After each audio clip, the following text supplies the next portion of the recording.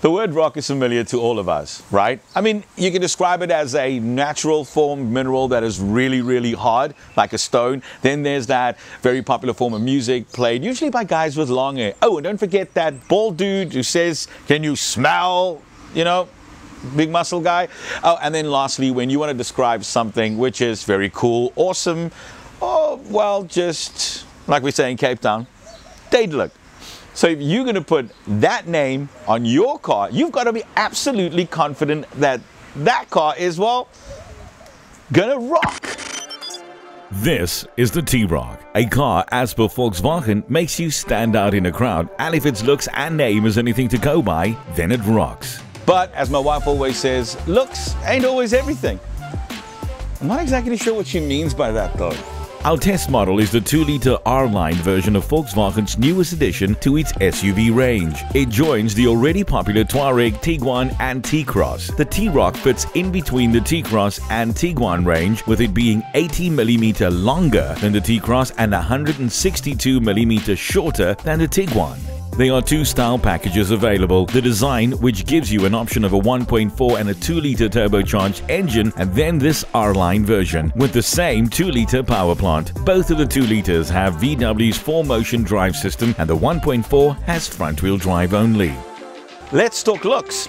The styling is, well, simply put, very nice. It looks sporty, looks fun, but still has that SUV kind of feel. Not like some crossovers that look as if they took a hatch and added high heels. My favorite part is the rear. Most designers don't really concentrate when it comes on the rears, but clearly they definitely paid attention to this one, and it just looks great. The R-Line comes with some extra trim, and the LED lights is standard. The 19-inch wheels and this black trim definitely makes our test car stand out. What I like is how they integrated the indicators into this light design. Looks dadelik, right? Inside, it's typical Volkswagen styling.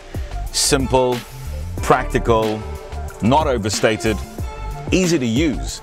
Across the range, you have the 8-inch touchscreen with Apple CarPlay and Android Auto, front and rear park sensors, ISOFIX mounts if you have little people, cruise control, autonomous emergency braking, front assist and pedestrian monitoring, 2-zone climate control, and all the other abbreviations you can think of. There are a range of additional extras like a panoramic sunroof, full digital cockpit, rear view cameras, uprated audio system, and many more.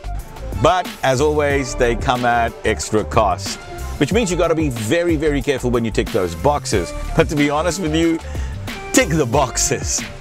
With the standard seats and the fancy one like this, finding your ideal seating position is easy. At the back, it's not huge, but 2 adults can easily sit here and be comfortable on both those short or long journeys. In the 1.4 version, you get 445 liters of boot space, and in the 2-liter with its all-wheel drive system, you get 392 liters, so still enough space for a quick weekend away or monthly shopping run. As mentioned previously, you get access to 2 engine variants in the T-Roc range: a 1.4 or a 2-liter turbocharged engine. In the design trim level, you get access to both the 1.4 and 2-liter, and the R gets access to the 2-liter only. Now, the 1.4 produces 110 kilowatts with 250 Newton meters of torque, and it's mated to a Tiptronic gearbox. The 2-liter, though, comes with a DSG gearbox, and it has 140 kilowatts with 350 Newton meters of torque. Now, I know what you're thinking. You going, the one with the more power is the one that I want. And don't get me wrong, it is the most fun one to go with, because the 2-liter also gets access to Volkswagen's 4-motion all-wheel drive system, which definitely makes it a lot more fun. But I think that here in South Africa, where fuel is super expensive, the 1.4 is going to be the one that everybody's going to buy. Because if you look at average fuel consumption, the 1.4 gives you 6.2 liters per 100 kilometers, where the 2-liter gives you an average of 7.2 liters per 100 kilometers. Now, I know it's not much, but I think you're going to be paying a lot less when it comes to when you get to the fuel pumps. Around town and on the highways, well, the car's very easy to live with. The 140 kilowatts of the 2-liter definitely gives you that push you back in your chair kind of feel. Whoa! So it is a lot of fun to drive. But the 1.4 is no slouch either. It also will definitely give you that little bit of fun, easy to overtake, going up and down hills on those little B roads, you know, those back roads. It handles everything really, really well.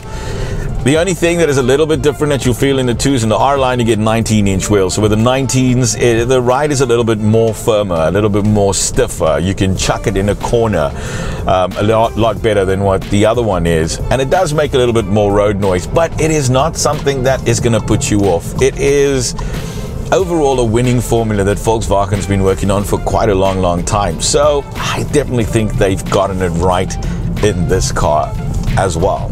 So where does this car fit in? I think this car is for those people who want the practicality of an SUV, but also wants that sporty hatch kind of feel, because it definitely gives you that feel when you drive it. And it looks good. You can choose from 20 different exterior colors, have a two-tone paint scheme to matching the insides to the outsides. It's a daily driver, a weekend getaway ride, the classy going-out car. It can be whatever you want it to be, but with a little added extra style. It will also give you peace of mind with a 3-year 120,000 kilometer warranty and a 5-year 90,000 kilometer service plan, which every single one of these are upgradable. So just chat to your local dealer and they'll be able to, well, hook you up. So in a nutshell, would I recommend this car?